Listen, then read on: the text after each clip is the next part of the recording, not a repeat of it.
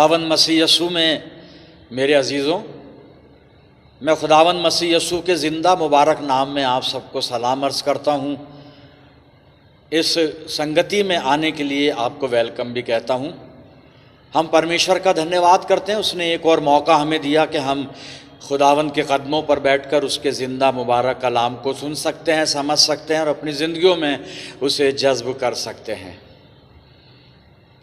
हम खुदा के फ़ज़ल के लिए बड़े शुक्रगुज़ार हैं कि उसने अपने फ़ज़ल में हम में से हर एक को आज तक महफूज रखा, संभाल के रखा, बासेहत रखा। और हम हमेशा उन सब लोगों के लिए प्रार्थना करते हैं जो इस वक्त दुख में है, तकलीफ़ में, परेशानी में, भूख में, प्यास में, मुसीबत में है, रंजीदा हैं, सब के लिए हम लगातार प्रार्थना करते हैं। आज जो कलाम का हिस्सा खुदावन ने दिया है वो प्रेरितों के काम और 14 अध्याय 21 से 23 पद मैं आपके सामने पढ़ूंगा, आप अपनी बाइबल में देखिए। और वो उस शहर में खुशखबरी सुनाकर और बहुत से शागिर्द करके लुस्रा और इकुनियुम और अंताकिया को वापस आए और शागिर्दों के दिलों को मजबूत करते और ये नसीहत देते थे कि ईमान पर कायम रहो, और कहते थे ज़रूर है कि हम बहुत मुसीबतें सहकर खुदा की बादशाही में दाखिल हों। और उन्होंने हर एक कलीसिया में उनके लिए बुज़ुर्गों को मुकर्रर किया और रोज़े से दुआ करके उन्हें खुदावंद के सुपुर्द किया जिस पर वो ईमान लाए थे। खुदा की बड़ी बरकत उसके पाक कलाम के पढ़े जाने और सुने जाने पर हो, आमीन। आइए दुआ करें। खुदावंद मसीह यसू में हमारे प्यारे आसमानी बाप, बड़े आदर के साथ, बड़ी दीनता नम्रता की आत्मा में होकर हम तेरे बच्चे, तेरे बेटे, तेरी बेटियां तेरे पाक कदमों पर सरबसुजूद हैं। इस ईमान के साथ हम अपनी दुआ में, अपनी इबादत में हैं। हमारा जिंदा सच्चा खुदा हमारे बीच में मौजूद है। बाप आसमानी, ये वक्त है तेरे जिंदा मुबारक कलाम पर मेडिटेशन करने का। हमको इस आत्मिक मनन के लिए पवित्र आत्मा की सामर्थ्य से परिपूर्ण कर, पवित्र आत्मा की अगुवाई हमें दे प्यारे खुदावन, कि हम तेरे वचन को तेरी पाक मर्जी के मुताबिक समझने वाले हों। होने दे पिता परमेश्वर के ये वचन रूपी बीज हमारे दिल की ज़मीन में जड़ पकड़े और हमारी ज़िंदगियों में बहुत सा फल लेकर आए।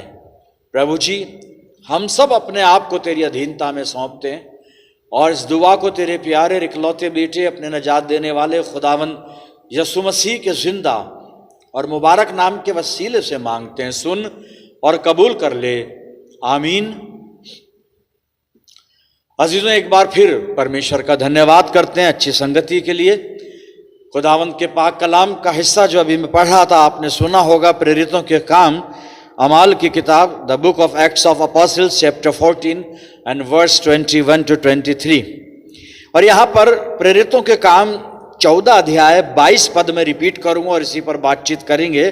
22वें पद में लिखा है, और शागिर्दों के दिलों को मजबूत करते और ये नसीहत देते थे कि ईमान पर कायम रहो, और कहते थे ज़रूर है कि हम बहुत मुसीबतें सहकर खुदा की बादशाही में दाखिल हों।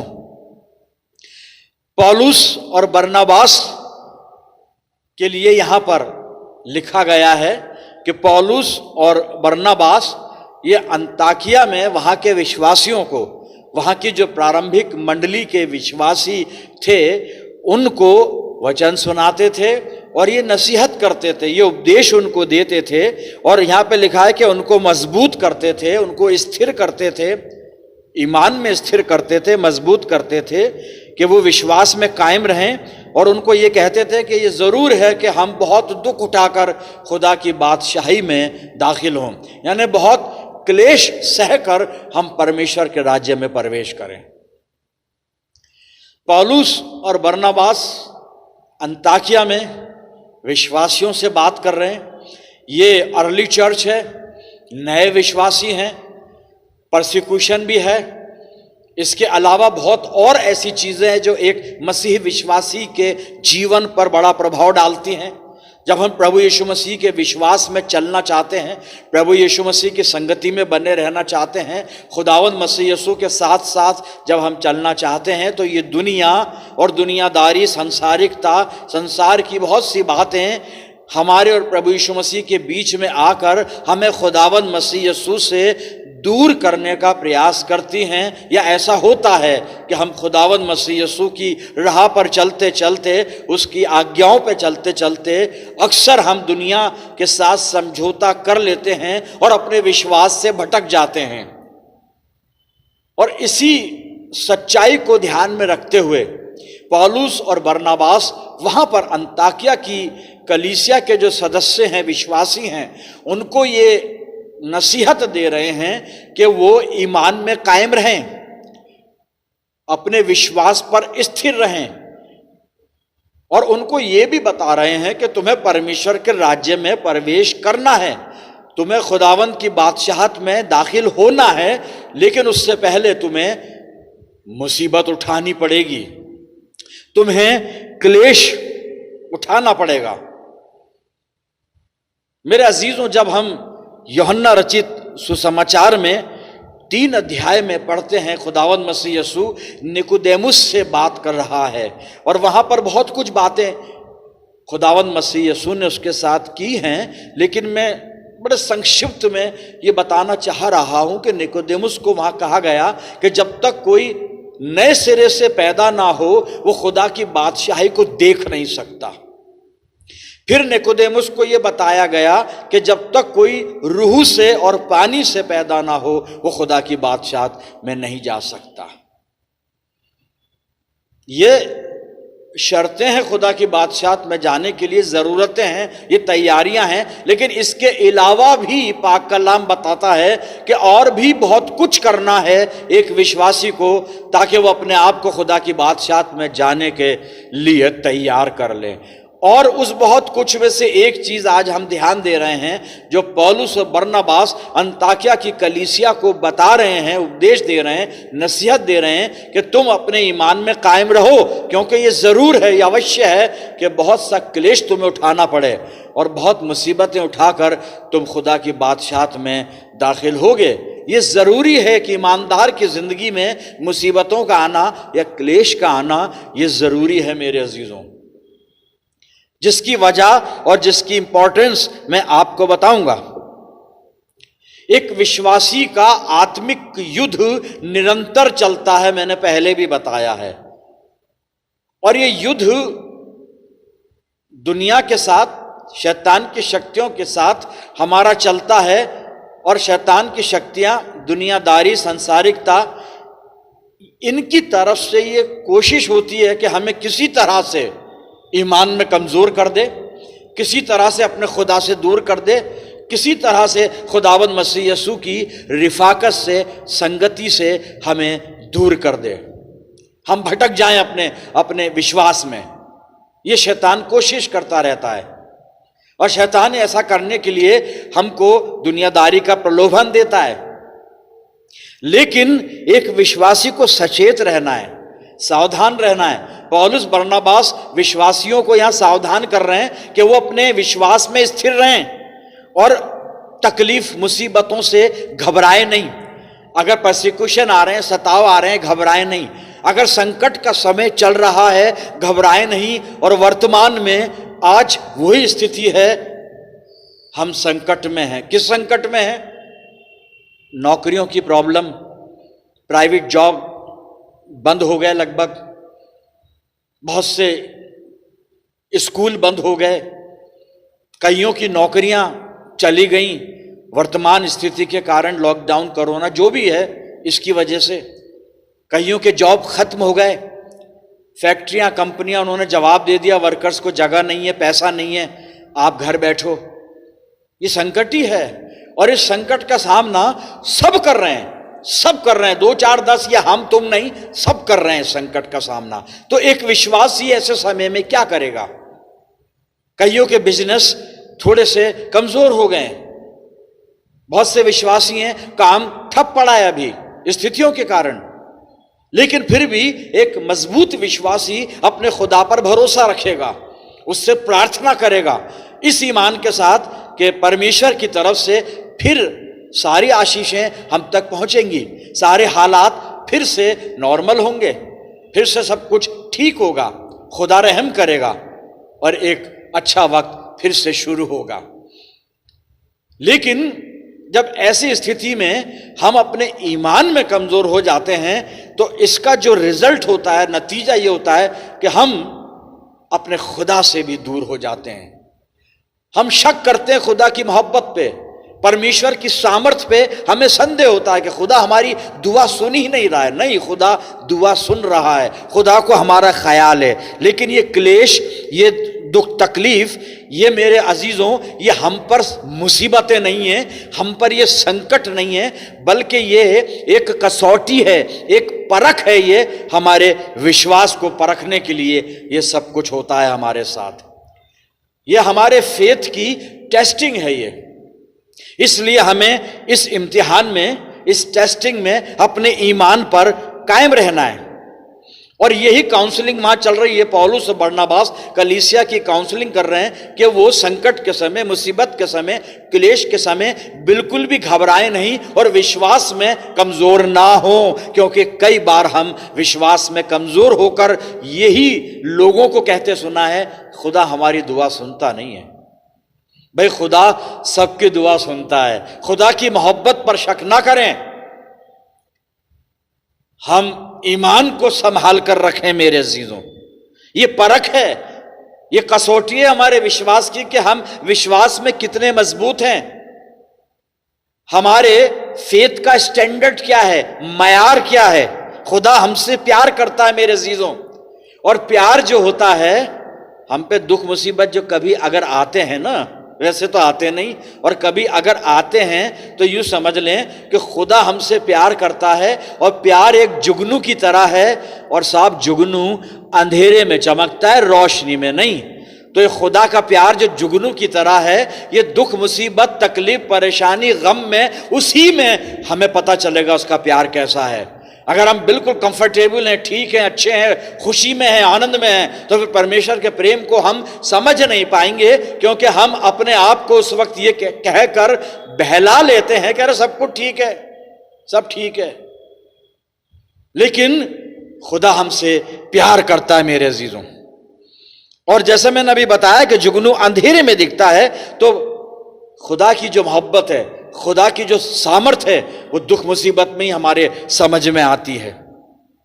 अय्यूब ने एक सवाल किया है, मेरे साथ आप अपनी बाइबल में देखिएगा। अय्यूब की पुस्तक 10 अध्याय और 2 पद मैं यहां पर पढ़ रहा हूं आपके सामने। अय्यूब क्या कह रहा है यहां पर? मैं परमेश्वर से कहूंगा, मुझे दोषी न ठहरा, मुझे बता दे कि तू किस कारण मुझसे मुकदमा लड़ता है। अय्यूब खुदा से पूछ रहा है। अय्यूब की जिंदगी में दुख मुसीबत परेशानी आ गई, वो हम सब जानते हैं। अब इस दुख मुसीबत परेशानी में खुदा से सवाल कर रहा है अय्यूब कि मुझे बता कि तू मुझसे क्यों मुकदमा लड़ता है, मैंने क्या करा है खुदा बाप, ये दुख तकलीफ क्यों है मेरे जीवन पर, मुझे बता तो सही कि तू क्यों मुझसे मुकदमा लड़ता है, क्यों ये दुख तकलीफ मेरी जिंदगी में है। ये ईमान की कमजोरी की ये अवस्था है, ये हालत है मेरे से। और कई बार यही हमारे साथ होता है कि हम कमजोरी में या दुख संकट क्लेश में पड़कर खुदा से सवाल पूछते हैं कि खुदा तू हमारी जिंदगी में ऐसा क्यों कर रहा है, ऐसा क्यों होने दे रहा है, हमारे साथ ही ऐसा क्यों होता है। हमारे साथ ऐसा कुछ नहीं होता। ये दुख मुसीबत, ये हमारे ईमान की परख है, कसौटी, टेस्टिंग है मेरे अजीजों। अगर हम इस टेस्ट के अंदर कामयाब हो जाते हैं, पास हो जाते हैं, तो प्रभु की आशीषें हमारे लिए तैयार हैं। बस हमें सिर्फ चौकस रहना है कि अपने विश्वास में हम स्थिर रहें। पौलुस बरनबास यही बात कलीसिया को सिखाना चाहते हैं कि तुम्हें ईमान में कायम रहना है, क्योंकि ये जरूर है कि बहुत सी मुसीबतें उठाकर तुम खुदा की बादशाहत में दाखिल हो। अब अय्यूब सवाल कर रहा है कि तुम मुझसे क्यों मुकदमा लड़ता है।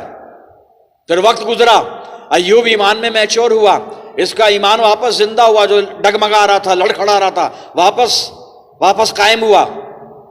और अय्यूब समझ गया कि खुदा मुकदमा नहीं लड़ता है, खुदा तो मुझे कुछ सिखा रहा है, खुदा तो मुझे अपनी सामर्थ्य की पहचान करवा रहा है, परमेश्वर तो मुझे ये बताना चाह रहा है कि मैं तेरे साथ हूं।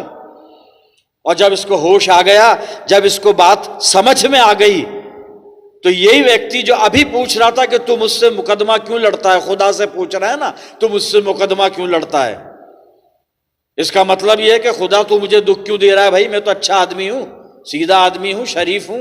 हाँ ये था, इसमें कोई शक नहीं, लेकिन इसका सवाल गलत था।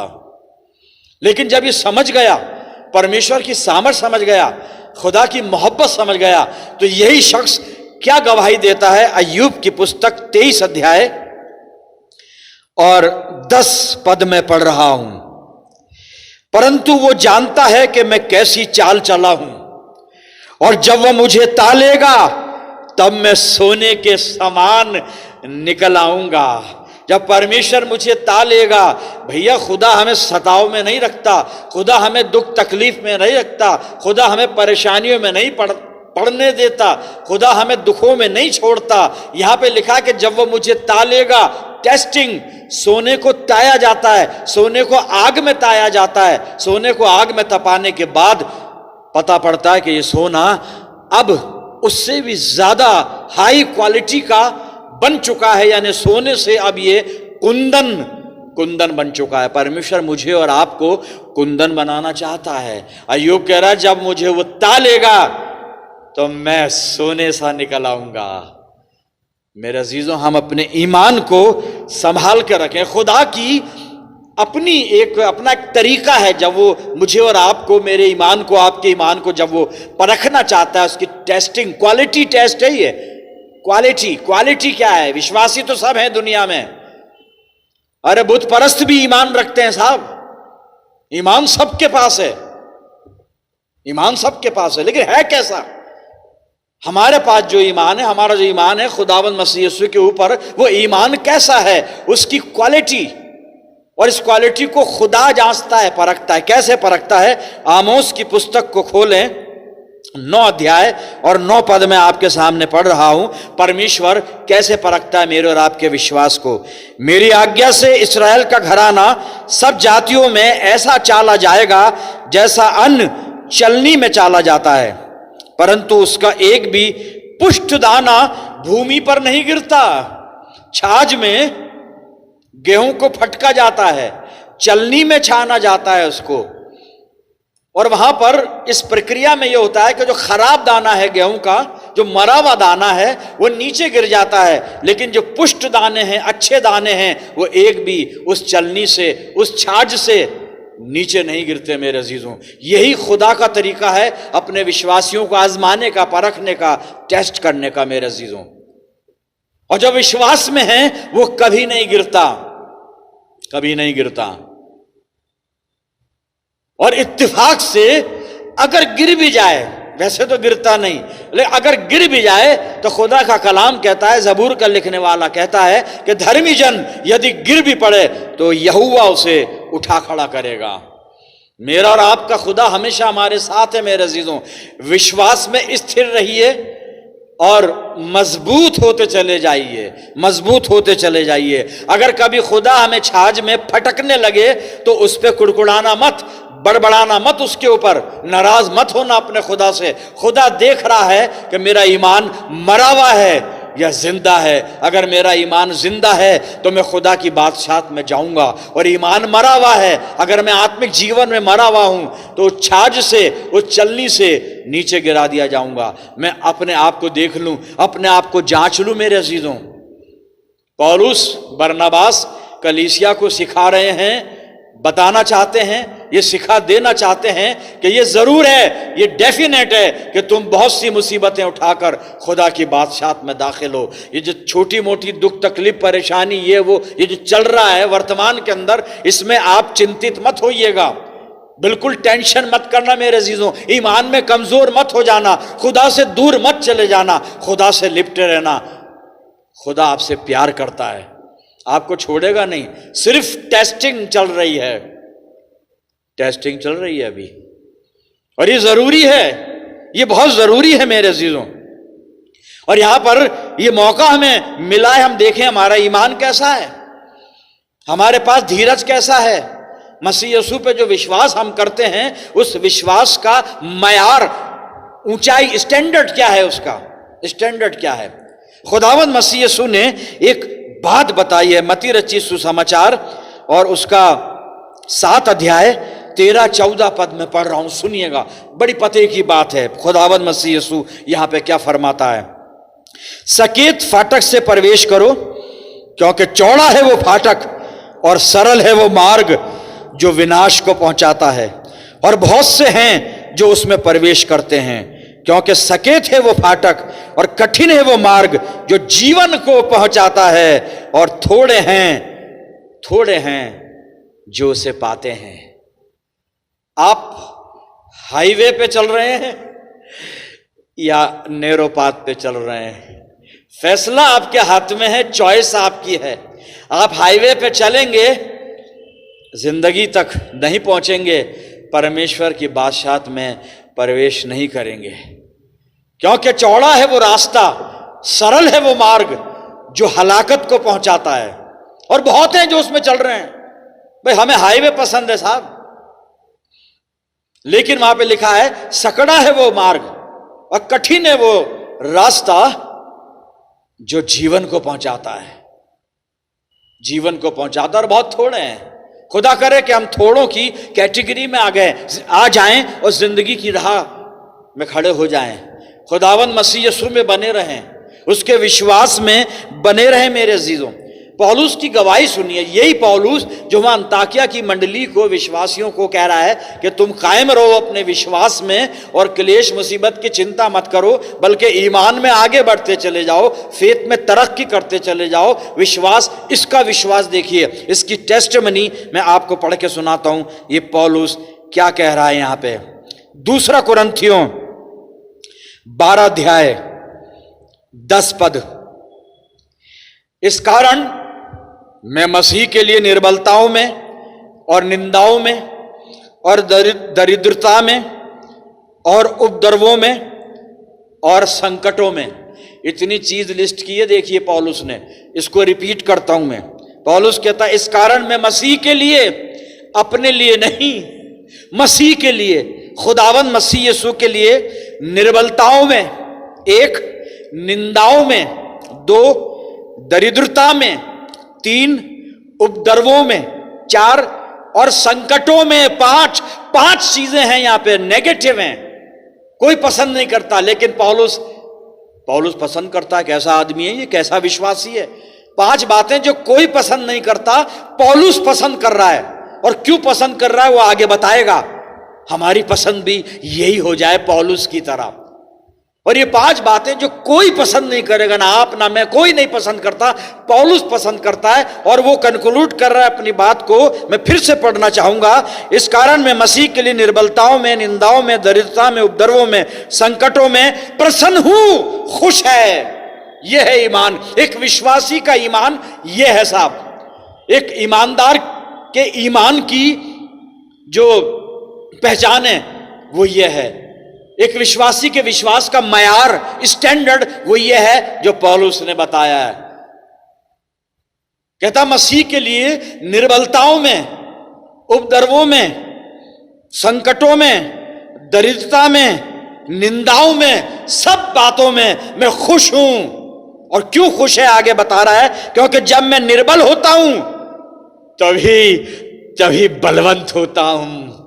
हम बलवंत होने के चक्कर में निर्बल ही बने हुए हैं, लेकिन मसीह यीशु के कारण निर्बल हो जाइए तो बलवंत बन जाएंगे। मेरे अजीजों, बलवंत बन जाएंगे हम, ईमान में बलवंत हो जाएंगे हम, पवित्र आत्मा की सामर्थ्य में बलवंत हो जाएंगे हम, प्रभु यीशु की पहचान में बलवंत हो जाएंगे हम।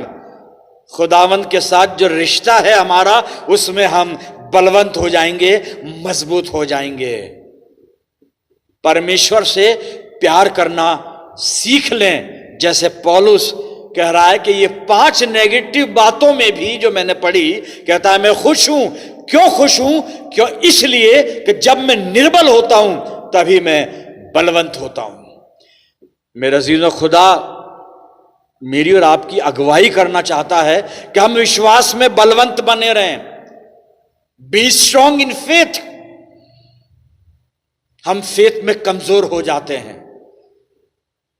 और आखिरी हवाला पढ़ूंगा, उसके बाद मैं यहां पे रोक दूंगा। यहां पर पतरस ने सिखाया है कि हम किस तरह से अपने आप को अपने प्रभु यीशु मसीह के सामने उसके कदमों पर कमिट कर दें, अपने आप को सौंप दें। पहला पतरस 5 अध्याय और 10 पद में पतरस लिखता है, अब परमेश्वर जो सारे अनुग्रह का दाता है, सारे अनुग्रह का, सब तरह का फजल उसके पास है, बिल्कुल चिंता मत कीजिए, टेंशन मत कीजिए, सिर्फ अपने आप को प्रभु यीशु मसीह के हवाले कर दीजिए।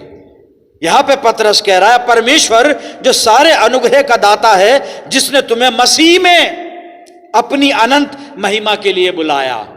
परमेश्वर, लेकिन परमेश्वर डायरेक्ट आपके साथ नहीं है, मसीह में। यहां लिखा है मसीह में। खुदावंद खुदा ने मुझे और आपको खुदावंद मसीह यीशु के द्वारा अपनी महिमा में बुलाया है। जरिया मसीह यीशु है, वसीला प्रभु यीशु मसीह है। Only one way, and way is the Jesus Christ. एक ही मार्ग है, there is only single way, and that is Jesus Christ. He is Jesus Christ, प्रभु यीशु मसीह। और वो यही कह रहा है पतरस, अब परमेश्वर जो सारे अनुग्रह का दाता है, जिसने तुम्हें मसीह में अपनी अनंत महिमा के लिए बुलाया, तुम्हारे थोड़ी देर तक दुख उठाने के बाद आप ही तुम्हें सिद्ध, स्थिर और बलवंत करेगा।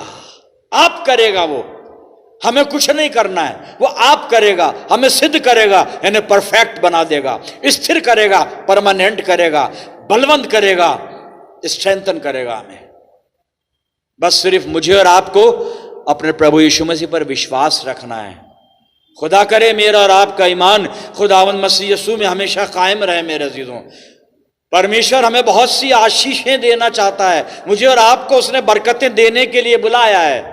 हमें लानतों में जीने के लिए नहीं बुलाया है, हमें चोरी गलत काम करने के लिए नहीं बुलाया है, हमें ऐसा करने के लिए नहीं बुलाया है, हमें बरकतों के लिए। और ये बरकतें उससे मिलेंगी जो बरकतों का खुदा है।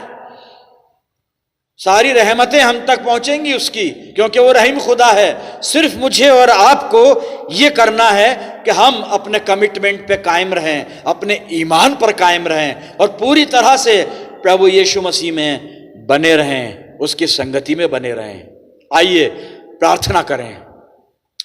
प्रभु यीशु मसीह में अनुग्रहकारी पिता परमेश्वर, धन्यवाद करते हैं आज के जीवित वचन के लिए, जिसने प्रभु जी हमारे हौसले को 1000 गुना कर दिया और पिता परमेश्वर हमारे बुझे दिल को फिर से रोशन कर दिया। और खुदा बाप, हमें ये वायदा याद दिलाया गया कि परमेश्वर आप ही हमें सिद्ध करेगा, स्थिर करेगा और बलवंत करेगा। केवल हमें अपने विश्वास में कायम रहना है, अपने विश्वास में हर तरह से मजबूत बने रहना है। पिता परमेश्वर हम सबको पवित्र आत्मा की सामर्थ, पवित्र आत्मा की अगुवाई दे कि हम प्रभु यीशु मसीह के प्रति जो हमारा विश्वास है, उस विश्वास में हमेशा हमेशा मजबूत बने रहें। हमारी अगुवाई कर पिता परमेश्वर। मैं दुआ करता हूं जितने इस प्रार्थना में सम्मिलित हैं, इन सब अजीजों पर तेरी शफकत, रहमत और बरकत का साया हमेशा बना रहे। प्यारे आसमानी बाप, हर एक पर अपना फजल कर, हर एक पर हर तरह से अपनी रहमत को बरकरार रख। हम सब मिलकर दुआ करते हैं इस वक्त पूरे जहान के लिए। पिता परमेश्वर, जो भी ये महामारी फैल रही है कोरोना की, प्रभु यीशु मसीह के नाम में इसको समाप्त कर दे। हमारे ईमानों को मजबूत रखना पिता, ताकि हम बलवंत बने रहें। अपने आप को तेरे चरणों पे रखते हैं प्रभु जी, और इस दुआ को बड़े ईमान के साथ, बड़ी दीनता के साथ तेरे प्यारे इकलौते पुत्र अपने उद्धार करता खुदावंद मसीह यीशु के जिंदा और मुबारक नाम के वसीले से मांगते हैं, सुन और कबूल कर ले। आमीन।